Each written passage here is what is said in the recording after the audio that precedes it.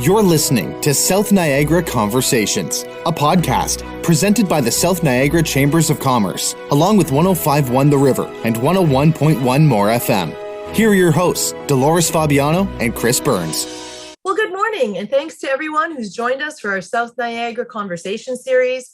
For those of you who are tuning in from afar, we represent the communities of Fort Erie, Niagara Falls, Port Colborne, Wainfleet, Welland, and Pelham. We're located in Southern Ontario, a wonderful place to live, work, and play.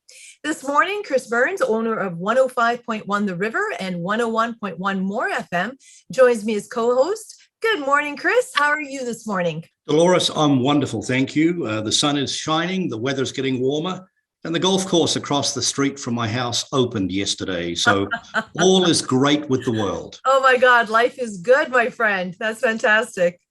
I want to give a shout out to our sponsor, the Small Business Enterprise Center, City of Niagara Falls. They're great supporters of our chamber and of our local business community.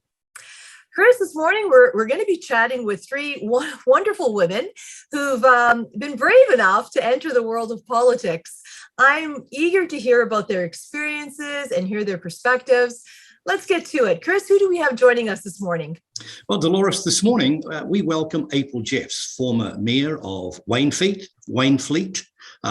Laurie Lococo, councillor with the City of Niagara Falls, and Marina Butler, councillor with the town of Fort Erie. Welcome, ladies. Thank you so much for being with us today. Let's get straight into it. April, I'd like to start with you. Tell us why you decided to get into politics. Well, thank you. First of all, thank you, and good morning to everybody. And thanks, Dolores, for hosting this. I think this is a fabulous idea. I first got involved in politics. It was the 2010 municipal election. I always was interested in community service. I had served on a couple of boards prior to running for mayor in 2010. And I think the biggest reason why I got involved was there were a couple issues, one being a proposed sewer and water project, and they were very divisive and they were really dividing the community. And I felt like I could make a difference at Wainfleet. A lot of people know Wainfleet, small community, everybody knows everybody. And the relationships in the community are so important. And so I felt like I could really bring that back together. And I like to think that for the most part, I accomplished that. It's, not always perfect, but and just to serve and to help. And it's funny because I was in my mid-30s when I started to take an interest in governance and municipal politics. And it really opened my eyes to everything happening, within the region, things I wasn't aware of, in all the municipalities. And then further running provincially and federally, it was just such a great learning experience and got me involved in so many different things. I was taken in different ways that I never thought I would. And so far it's been an absolutely wonderful experience. And now I have the opportunity to serve as chair of the Niagara Parks Commission. So that's another kind of taken me in a little bit of a different path, but keeps me still involved in the community. So great. Thank you. And Laurie, how would you respond to that similar question? Thank you so much, Chris. Thank you to Dolores. Good morning to everyone. I was involved with Toastmasters as a member for 15 years, and I originally went because I was afraid of speaking. That's why I went, but I really stayed for the leadership part of it. So within that 15 years, I served at the international board level, and we had 250,000 members around the world. It was a great opportunity. It was a 2-year position. And then when I finished that, I thought, well, what am I going to do next? I could move on with Toastmasters, but that would be another 7 years to get to the international president. Or do I take my skills and experience at a local level? So in 2014, I decided to run for city council here in Niagara Falls. We have an at-large system. We elect 8 people, and I came in 9th. I was the runner-up, and then I tried again in 2018 and got in on the 8th. And it's been a great experience. I've learned a lot, and I think I bring a voice to city council that sometimes our residents, they feel that it's not being heard. So that's my political experience. Always involved in the community, volunteering, that sort of thing. But that's my political experience. And I'm just going to say, you speak great in public. Like, wow. Thank you. I still don't like it. I like the leadership side of it. Thank you. And so, Marina, if we can ask you the similar question, and then we'll get on to other questions. Thank you, Chris, and thank you to you and Dolores as well. I'd like to join April and Lori in thanking you to bring this communication to the public. I'm much like April. In 2010, there was a council that caused a divide in the municipality of Fort Erie, and it was basically surrounding the Bay Beach condominium project that was going to be built. It was really awful. Everybody was suing everybody. Everybody was attacking everybody, and you couldn't have an opinion if you chose to, because everybody was oppositional.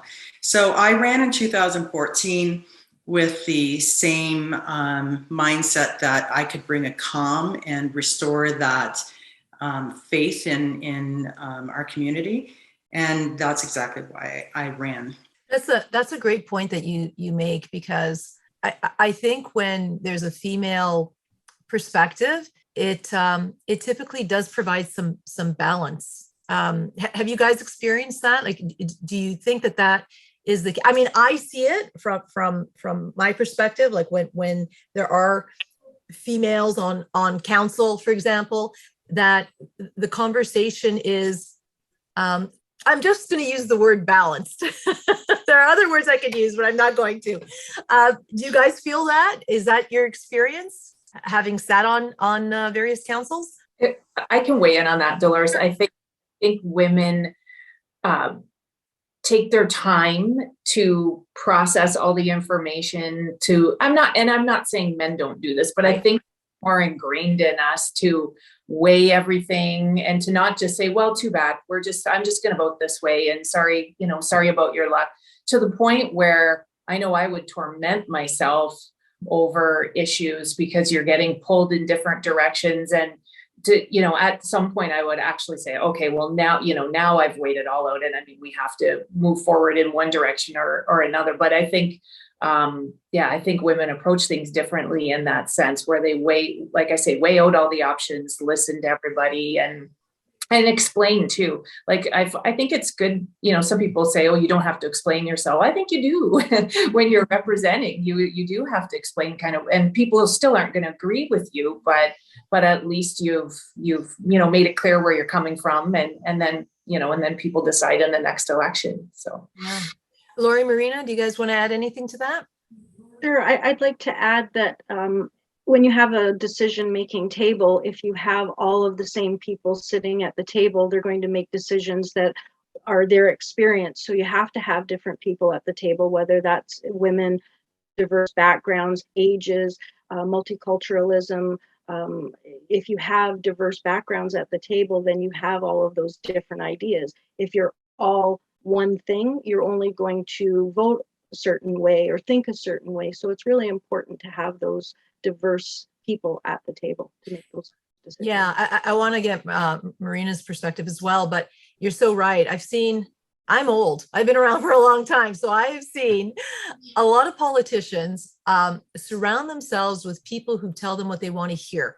And it always is what what kills them in the end, right? Like, you need to understand what is you need people to tell you the truth, not what you want to hear. And that makes all the difference, right? So if you're not getting the truth and, just hearing what you want to hear, then you can't make good decisions because you don't have any understanding of what reality is. And you're so right, Lori, that diversity is so important. And even though I'm sure as politicians, sometimes it's like, oh my gosh, not that group again or that person again, but it actually is important to hear those perspectives. Marina, I wanted to get your take as well. Yeah, it's very interesting because I just celebrated my 30th year in business, and as a business person, you make decisions very quickly, based on the information that you have at hand, and you don't regret the decision. In politics, you have to really study and research and make sure that you understand the question that's being asked for you to decide on.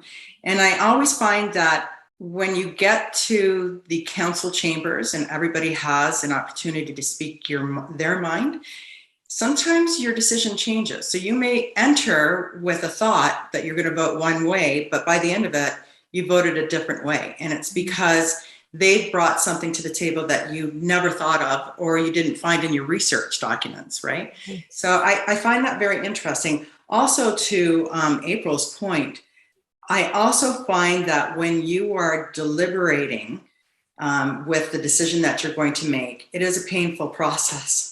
And when you do finally get that vote around the table, sometimes you leave the chambers and you think, yeah, we've done a great job. And sometimes you think, oh God, I hope we made the right decision, because it's not us that we're affecting. It is the whole community. Yeah. And so it is us in the community, but it's every single resident that you're affecting with your decision making. And you hope that it's the right one. Luckily for us, anything can be changed. So that's a good thing. Yeah, it's that's a good point too. And Lori and I were having this conversation before we got started. Social media has really changed the face of everything.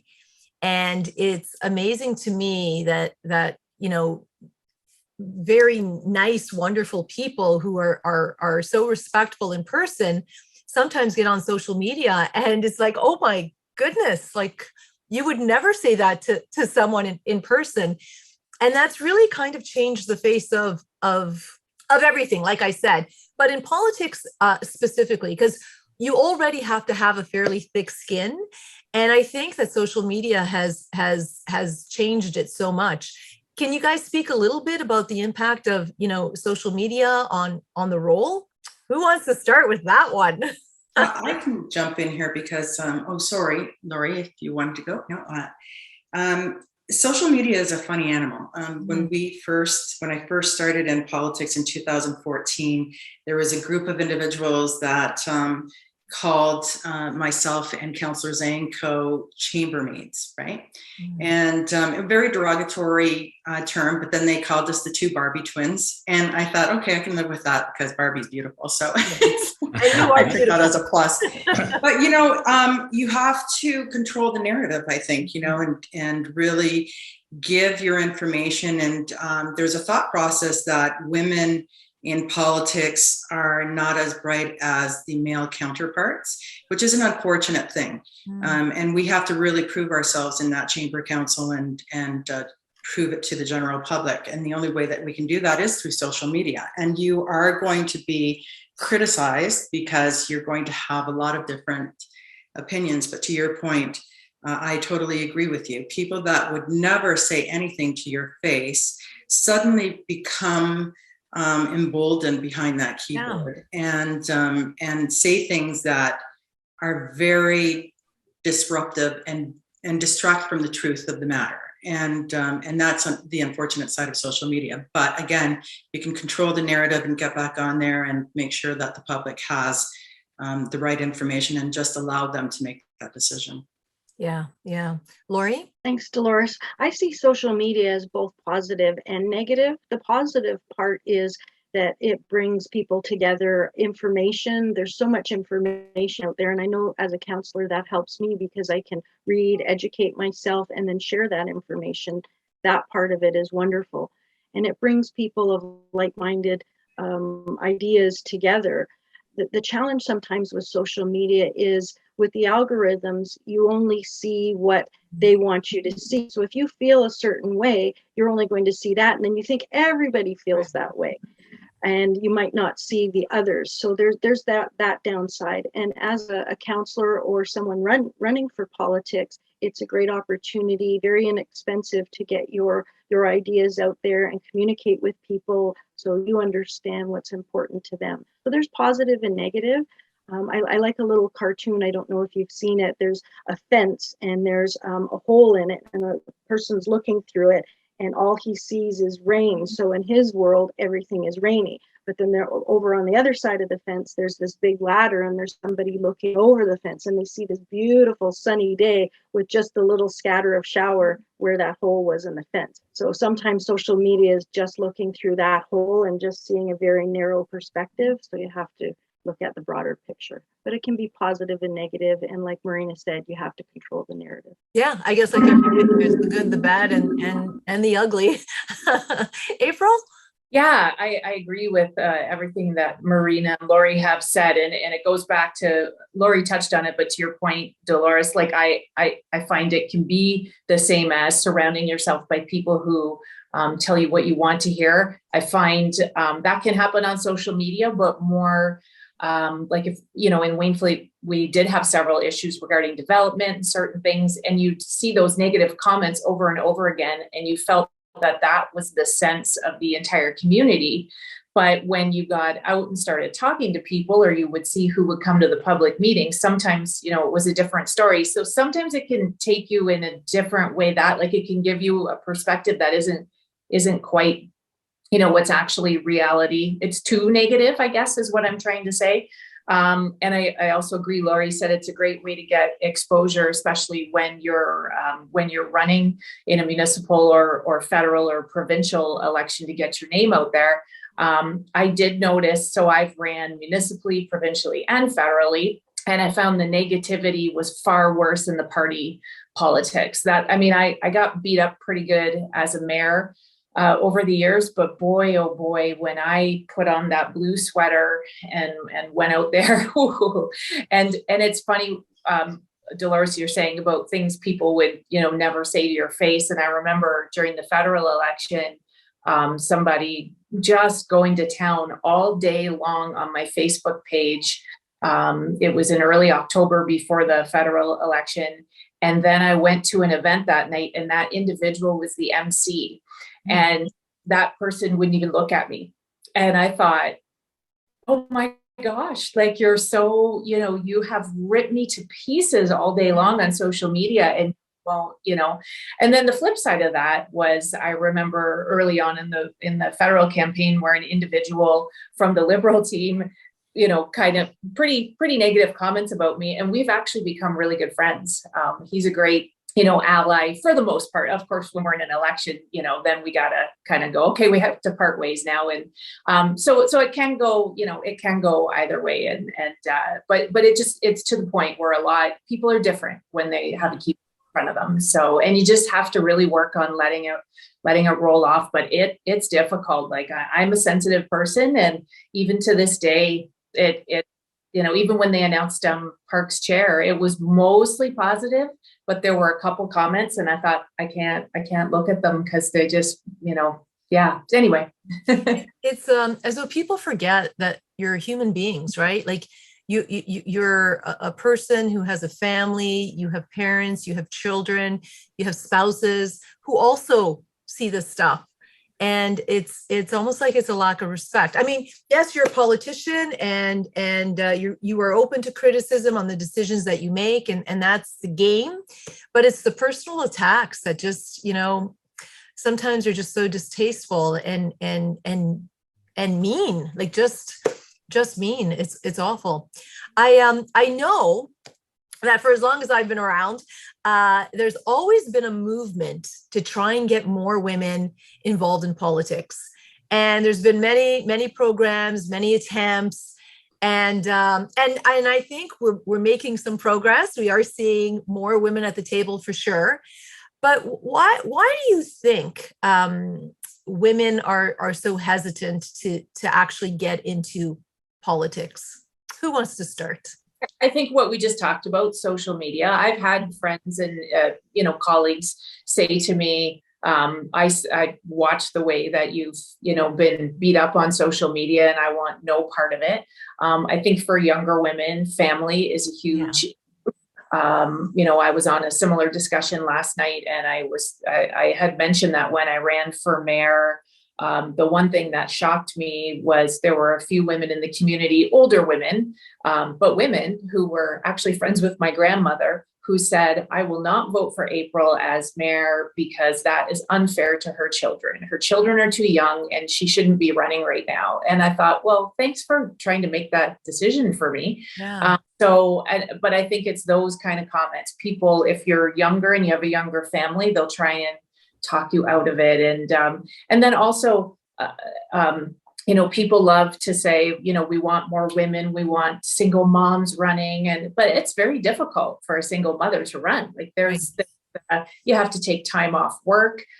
You have to have some sort of funding to, even if it's a small campaign. So I think some of those are the barriers that I've seen. And I know there's more, and just the fear. And I think it's intimidating too. Like, it still kind of surprises me when I'll talk to somebody and they'll say, oh yeah, I don't, even talking to me or some of my colleagues, they feel a little, unsure. Oh, I wasn't sure if I could approach you.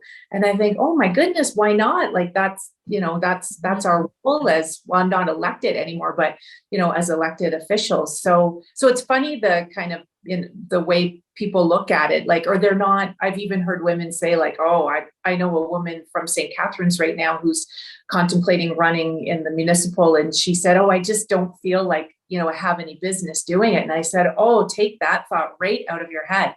That is absolutely not true. So, and that's why it's so good you're having things like this, so we can talk about it. Yeah, I think, as a woman, you have to be at the right place at the right time. Being able to manage whatever your world is, whether you've got children, whether you've got a career, whether you're a single mom or not, whether you've got aging parents that you're caring for. Like, we are so many things in our lives that it is about balance and what can I do, and can I do it well? And I think too, a lot of times, just in my conversations, sometimes women think, well, I don't know anything about politics. But I think that's the best kind of politician, right? When you get someone who doesn't understand that there's a game being played, or that, like, they make the best decisions because the decisions that they're making are coming right from the heart, right? Like, they're seriously making those decisions based on the research that they've done, the information that they've heard, the people that they've spoken to. And that's really what we need, especially, well, at all levels of government, but especially at the municipal level. Lori, Marina, do you guys want to add anything to? Sure. Thanks, Dolores. A couple of things that I notice with women about not getting into politics is they don't like asking for help, whether that's the team to get to be elected or even fundraising. I know April just talked about funds, but we don't like to ask for help. So I think that's something that we really have to get past. Ask. You have a lot of friends, you have family that will support you. And Dolores, you brought up about not feeling that you're qualified. I would suggest writing down all of the things that you think would be good when you ran, all of your qualifications, all of your skills, and turn it into a skill that a politician would use. And I don't consider myself a politician. I've never been into party politics. I just want to bring my skills and help our community in different ways. So a lot of other people think the word politics is a dirty word. They don't want to be involved in it. But so many people, so many women have those skills that if they brought them to the table, and they're transferable skills. Sometimes they're called soft skills, and I don't really think that they're soft skills. They're things, decision making, time management, prioritizing, budgeting. Those are all things that women multitasking. We do them on a regular basis. Look at all of those things, what you do in your daily life. If you're a business person, all of those skills, and those skills you can bring over to the municipal, provincial, or federal. Yeah, those are good points. Do you have an idea for a small business? Maybe you're trying to grow a business that you've already started. Whatever the case, the Niagara Falls Small Business Enterprise Center is a community service that is here to help, offering entrepreneurs the tools to start and grow their businesses. The Small Business Enterprise Center is your one-stop for free business information and advice. Serving Niagara Falls and South Niagara, learn more about how we can help you and your business succeed at niagarafalls.ca/SBEC. Marina?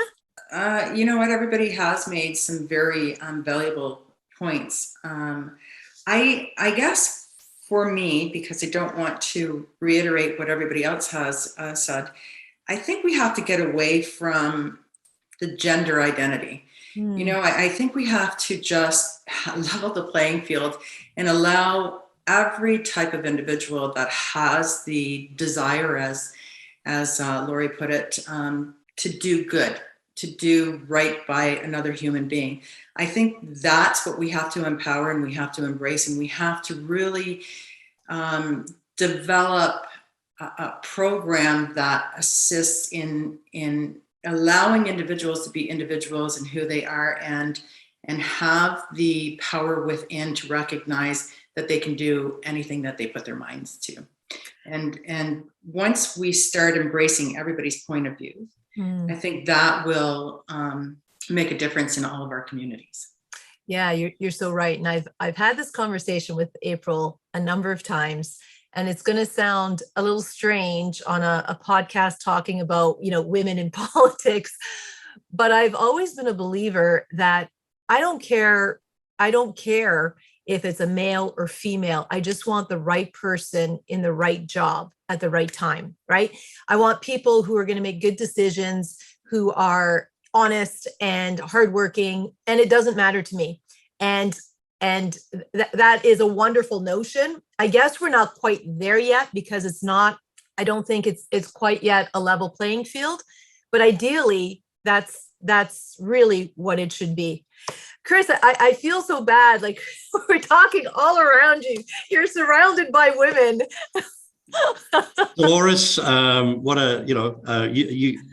all doing such a great job. I'm really intrigued and listening to all the great comments. My beloved, my wife actually has worked for politicians all her life, and the last job that she had was actually working in a prime minister's office, for what it's worth. So I get an interesting perspective in watching her world and watching what's going on around there. But, my big question is why?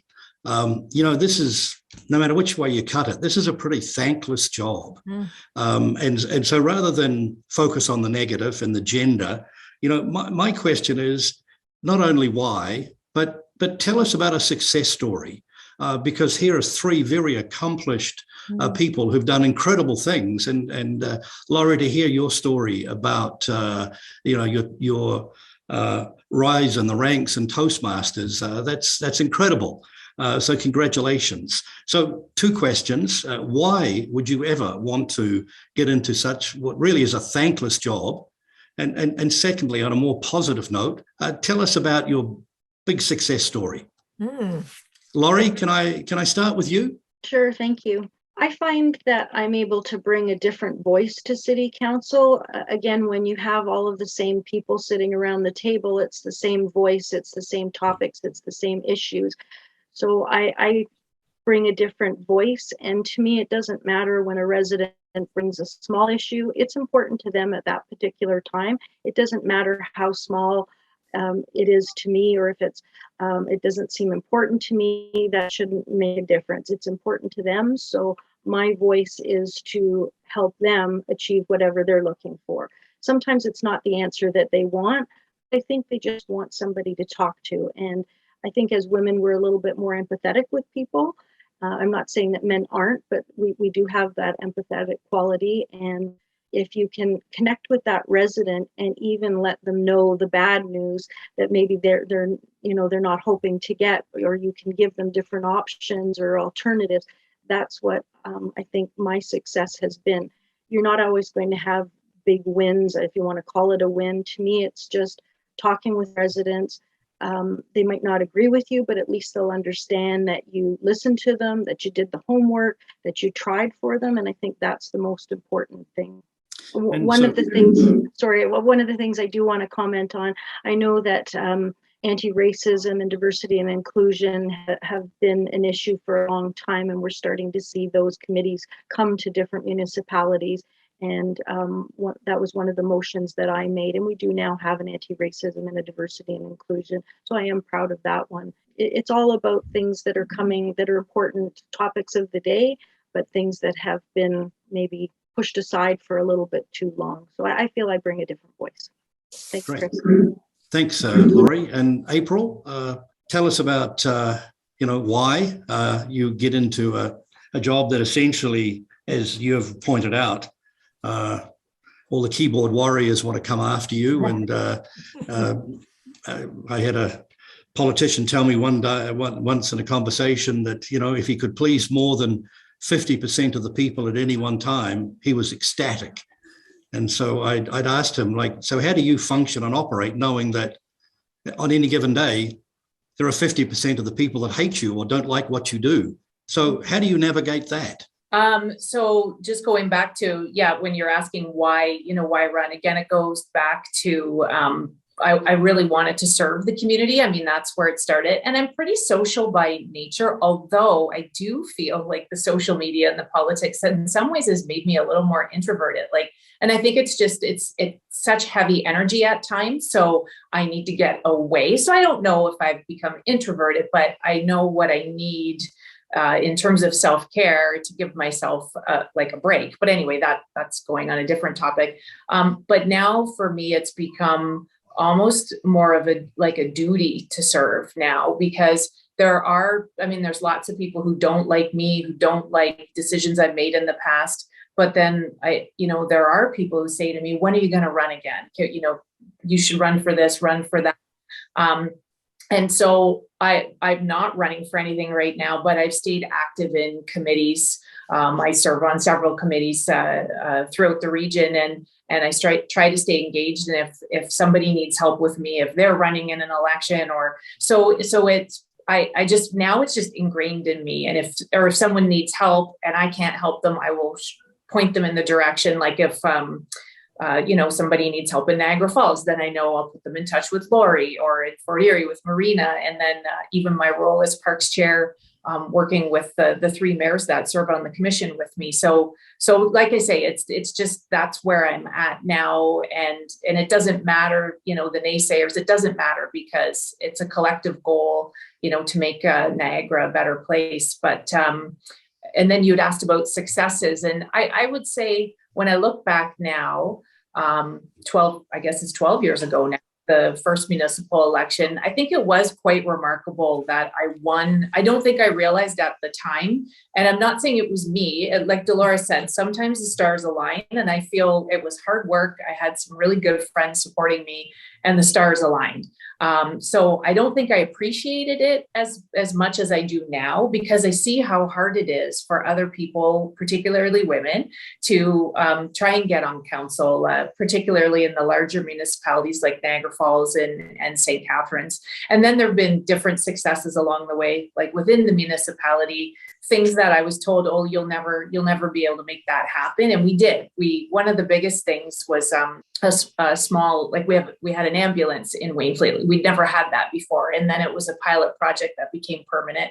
And, there were lots of other little things along the way, but, they all added up. And even just the successes in the sense of the people I met in both the provincial and federal election, and the relationships that were established, and particularly with people who were in different parties. They're not in the same, and like, I always pride myself on that. Again, I know there's people who don't like me, and that's okay. But I always, first and foremost, it's about people. It's not about anything else. And I always try to be as balanced as I can. And I always keep in mind, it's for the collective good of wherever I'm serving. So I hope that answers what you were asking. It's a great answer. Thank you so much. And Marina, if we can come to you, for your perspective, please.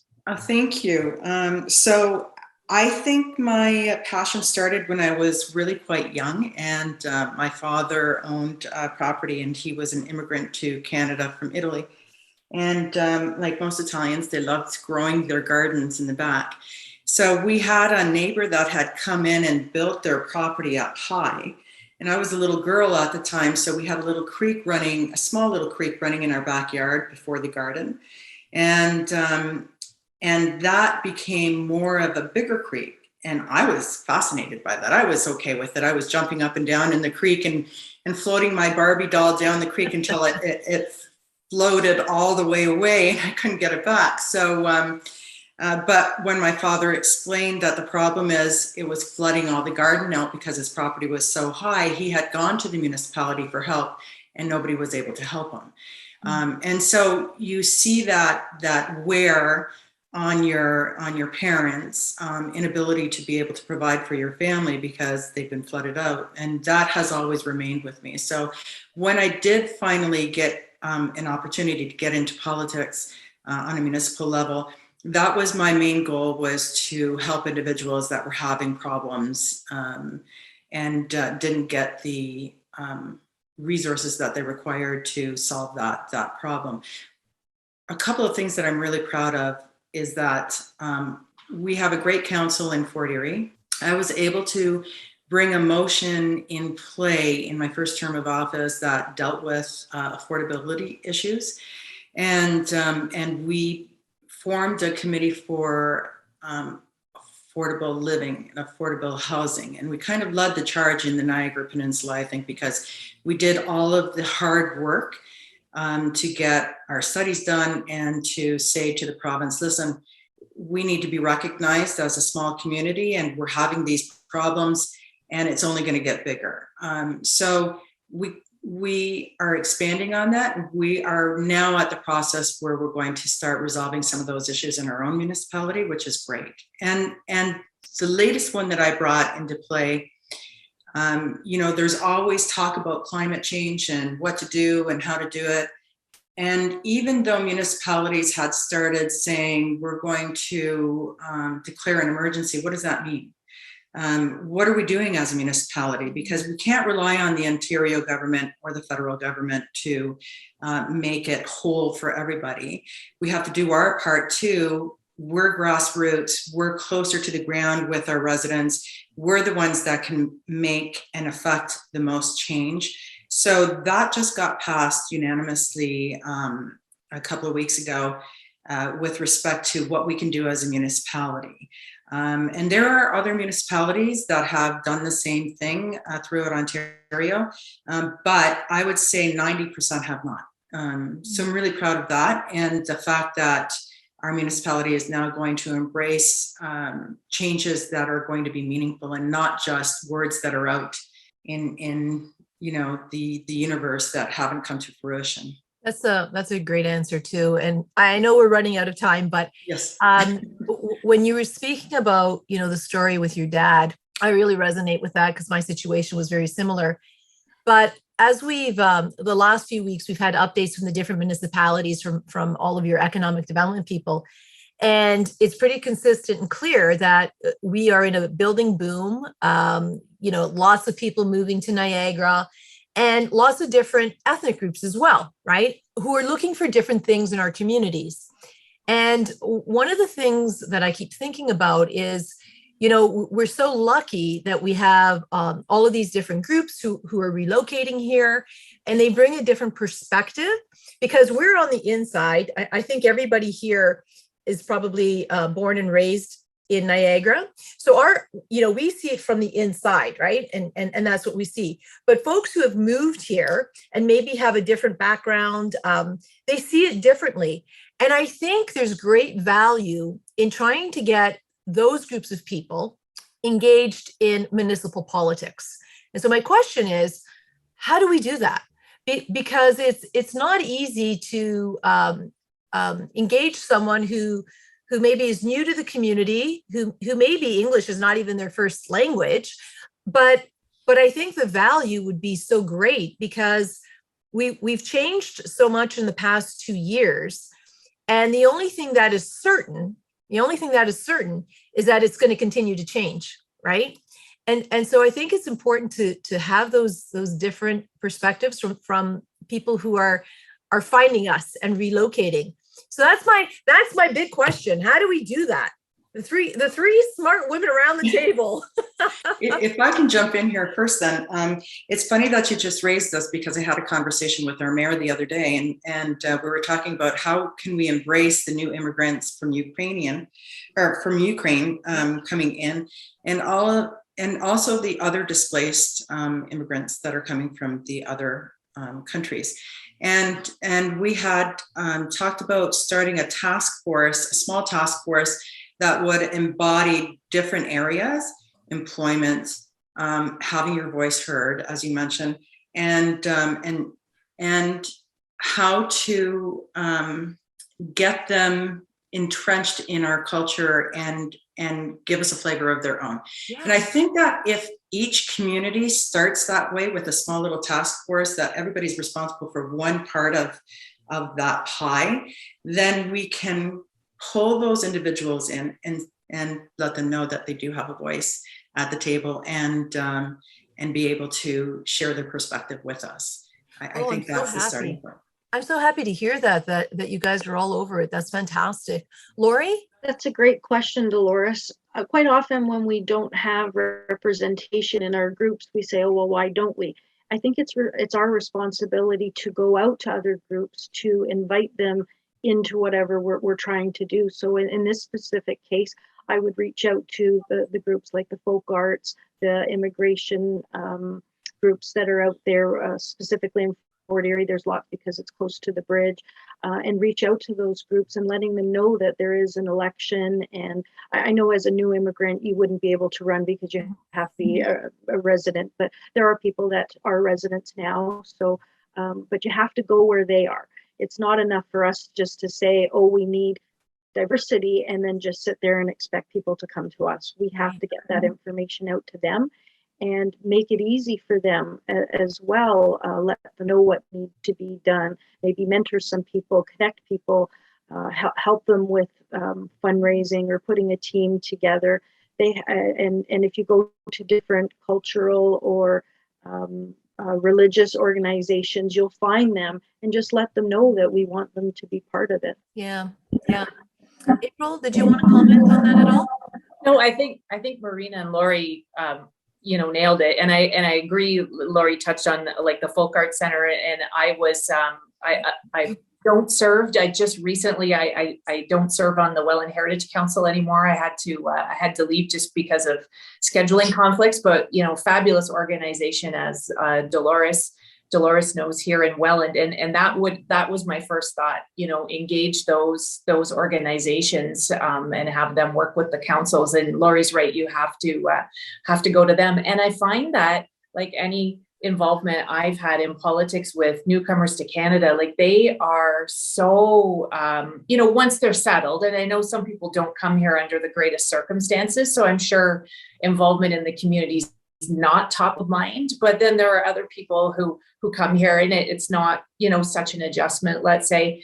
And like the Indian community in Niagara Falls fascinates me with how engaged they are in everything going on. It's amazing. And I've met so many people and they help and they want to get involved, and like, it's awesome. So I think it's, like Lori said, and Marina, reaching out to them and having, having something that they can join and be part of. And even, Lori said about some people wouldn't be able to run because they have to go through their citizenship process, but certainly can serve people. Anybody can serve on committees and get involved and, bring that perspective that we need. So yeah, good discussion about this.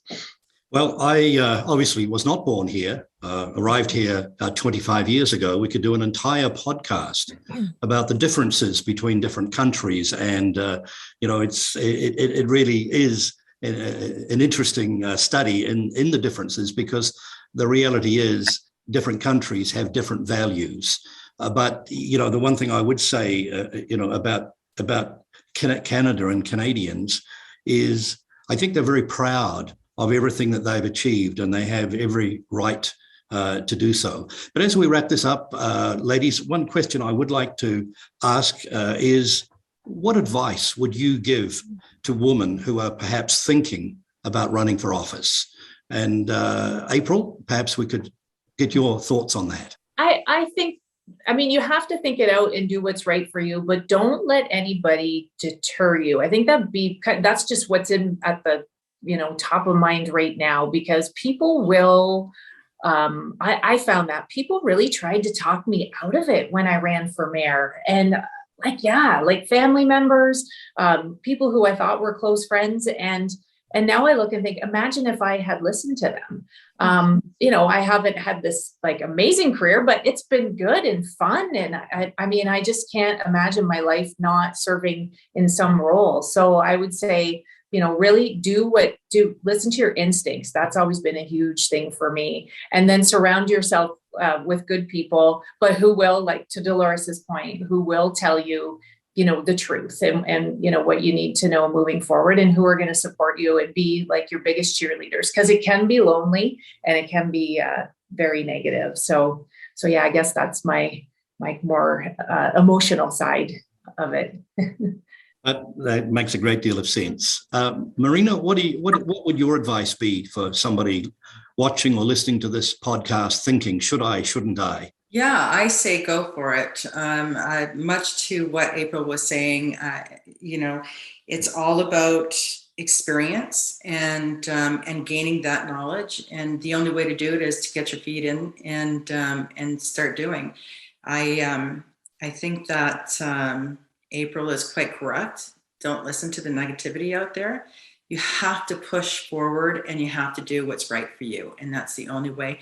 And it's so rewarding. You learn so much, and you would never get that knowledge base if you don't do it. And then if I can add just one more thing, if you are going to do it, study. Not just study the material, but study the human behavior and your colleagues around the council, so that you can anticipate what those moods are going to be and what their thought process is. And then you can encourage why you think the way that you do and learn from why they think the way that they do. Okay, that's a great insight there. Thank you so much. And lastly, Laurie, what advice would you have for anybody thinking about entering into politics? Thanks, Chris. The first thing I would say would be research and educate yourself on the role, so you understand what the role is. Talk to other people that have done it before or have run. What was their experience? Get a list of all of your skills and how they would correlate in that role. That's really important. Get involved with the community, whether that means volunteering, sitting on boards or committees. Those are really important. When I didn't make it the first time in 2014, I went to every council meeting for the next 4 years before I got into 2018.